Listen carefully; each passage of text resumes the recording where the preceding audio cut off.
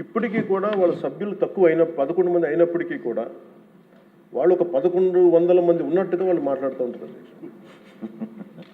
అంటే ఇది మనం ఎందుకనంటే వాళ్ళు చెప్పిన దాన్ని చాలా బలంగా నమ్ముతారు. మనం చేసే పనులు మనం చెప్పుకోలేం, మనం చేయడానికి సంకోచిస్తున్నాం ఏంటో తెలియదు. కానీ వాళ్ళు చూడండి, ఇందాక నేను చెప్పింది మీకు,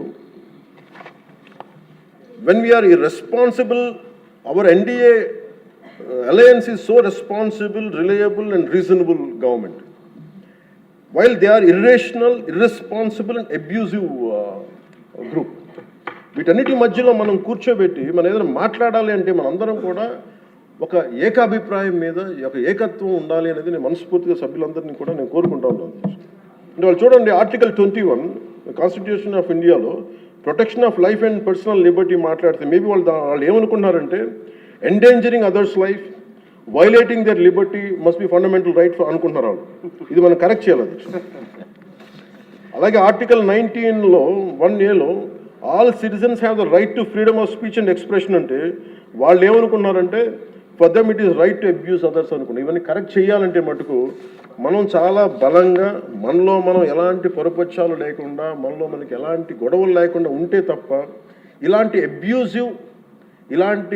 అబ్యూజివ్ వ్యక్తుల సమూహాన్ని మనం ఎదుర్కోలేము అధ్యక్ష.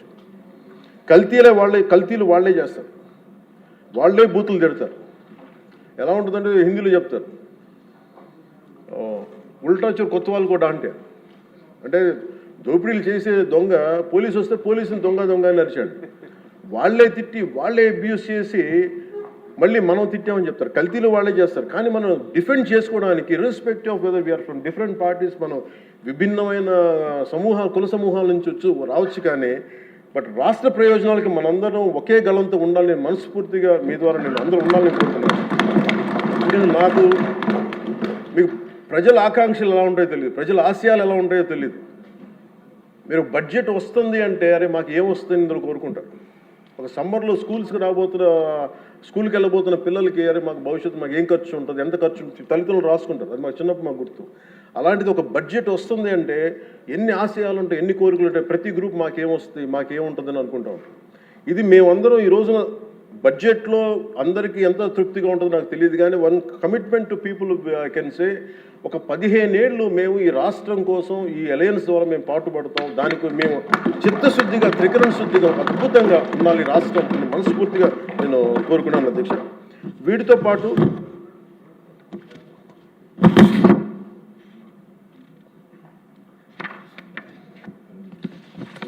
నేను ఒకటి మీ దృష్టికి తీసుకొస్తా ఉన్నాను.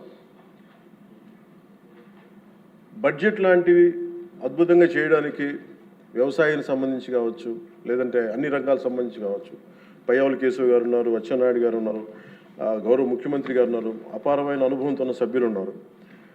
ప్రజలు మన నుంచి ఆశిస్తున్న అధ్యక్ష, గొడవలు లేకుండా ఈ అలయన్స్ బలంగా ఉండాలండి. మనం తెలియచేయాల్సింది ఏంటంటే, ఏ ఒక్క ఎమ్మెల్యే ఈ సభలో అడుగు పెట్టాలన్నా అన్ని కులాలు అన్ని మతాలు సపోర్ట్ చేయందే, ఎంతో కొంత ఓటు వేయందే ఇక్కడికి రారు. కానీ ఈ మధ్యన పరిస్థితులు ఎలా ఉన్నాయంటే, బయట ప్రత్యేకించి వీళ్ళు చేస్తున్నది,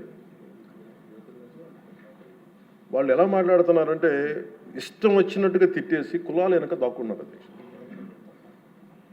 అది మటుకు ఎందుకంటే నేను ఒక భారత రాజ్యాంగం నేను నమ్ముతున్నాను పెట్టినప్పుడు I'm beyond cost, creed and religion. అది ప్రతి శాసనసభ్యుడి తాలూకు అది ఓత్ అధ్యక్ష. కానీ మనం తెలియజేయాల్సింది ఏంటంటే, కులాల వెనక దాక్కోవటం కుదరదు. మీరు ఇష్టానికి తిట్టేసి ఇష్టానికి వచ్చి ఏదైనా తిరిగి అంటే మేము కులాల వెనక దాక్కుంటామంటే ఇలాంటి ధోరణి కనుక మనకు ఉంటే ఆంధ్రప్రదేశ్ ప్రజానీకం నష్టపోతుంది. నేను చెప్తున్నాను, కులాలు మతాలు ప్రాంతాలు దాటకపోతే ఈ రాష్ట్ర ప్రయోజనాలను మనం సాధించలేము. ఖచ్చితంగా ఇది మీరు పదే ఇది మీరు ఇళ్లలో మాట్లాడుకుంటారా, ప్రజలకి తెలియజేస్తారా, మీ నియోజకవర్గాలు ఇది చేయకపోతే ఏమైపోతుంది అధ్యక్ష? ఇందాక వారి గురించి చెప్పాను, వాళ్ళు విచ్ఛిన్నం చేయడానికి సిద్ధంగా ఉన్నారు. ఇప్పుడు మన ఐక్యత ఉండాలి అని సమాజం కోరుకుంటే వాళ్ళు విచ్ఛిన్నం చేయడానికి సిద్ధంగా. దీన్ని రిపీటెడ్గా కనుక మనం ప్రజల్లోకి తీసుకెళ్ళకపోతే మటుకు మనం ఎన్ని గొప్ప బడ్జెట్లు పెట్టి ఎంత సదాశయాలతో ఉన్నా కానీ quality of thought, quality of behaviour కనుక మనకు లేకపోతే ఇంత బడ్జెట్లు కూడా, ఇంత ఆశయాలతో ఉన్న బడ్జెట్లు కూడా నిష్ప్రయోజనం అయిపోతాయి. ఆ జాగ్రత్త మనం అందరం తీసుకోవాలి అధ్యక్ష. ఈరోజు మన బడ్జెట్ గొప్పగా ఉంది అని ముందుకు తీసుకెళ్తున్నాం, కానీ మన బాధ్యత కూడా మనం నిర్వర్తించాలనేది నేను మనస్ఫూర్తిగా సభని కోరుకుంటూ, గౌరవ ముఖ్యమంత్రి గారికి అవకాశం ఇచ్చిన మీకు, గౌరవ శాసనసభ్యులందరికీ, మంత్రివర్గానికి అందరికీ నా ధన్యవాదాలు తెలియజేసుకుంటూ,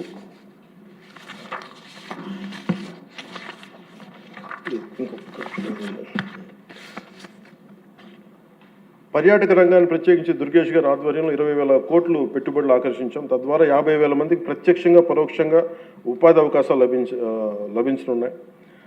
అలాగే గౌరవ మన సివిల్ సప్లైస్ ఆహార పౌర సరఫరాల శాఖ బాధ్యతలు నాదెండ్ల మనోహర్ గారు స్వీకరించిన తర్వాత గత ప్రభుత్వంలో హెచ్చుమీరిన రేషన్ మాఫీ ఆగడాలను అడ్డుకట్టు వేయాలని నిర్ణయించుకున్నారు. అన్నం పెట్టే రైతులు గత ప్రభుత్వం మిగిల్చి వెళ్లిన ధాన్యం బకాయిలు 1,674 కోట్లు చెల్లించారు. మన ప్రభుత్వ హయాంలో చేసిన ధాన్యం కొనుగోలుకు 4,80,000 మందికి పైగా రైతులకి 24 గంటల్లో 10,650 కోట్లు వారి ఖాతాల్లో జమ చేశారు. మనస్ఫూర్తిగా ప్రతి వారికి నా ధన్యవాదాలు తెలియజేసుకుంటూ, నాకు అవకాశం ఇచ్చి మీ అందరికీ ధన్యవాదాలు సమర్పిస్తున్నాను. గత 5 సంవత్సరాల కాలంలో వారు గత ప్రభుత్వం చేసింది ఒక రకంగా చెయ్యింది, 20 నెలల కాలంలో ఎన్నో రెట్లు ఎలా అభివృద్ధి చేసింది గణాంకాలతో ప్రతి వారికి అర్థమయ్యేలాగా వివరించినందుకు ప్రత్యేక ధన్యవాదాలు పవన్ కళ్యాణ్ గారు. అలాగే సంఘటితంగా ఉండి ఎలాగ సేవ చేయాలి అనే ఆలోచనాత్మకంగా కూడా సభ్యులకు, ప్రజలకు కూడా అర్థమయ్యేలాగా చాలా స్పష్టంగా చెప్పారు. దానికి కూడా మరొక్కసారి పవన్ కళ్యాణ్ గారికి సభ తరపున నా ధన్యవాదాలు తెలియజేస్తూ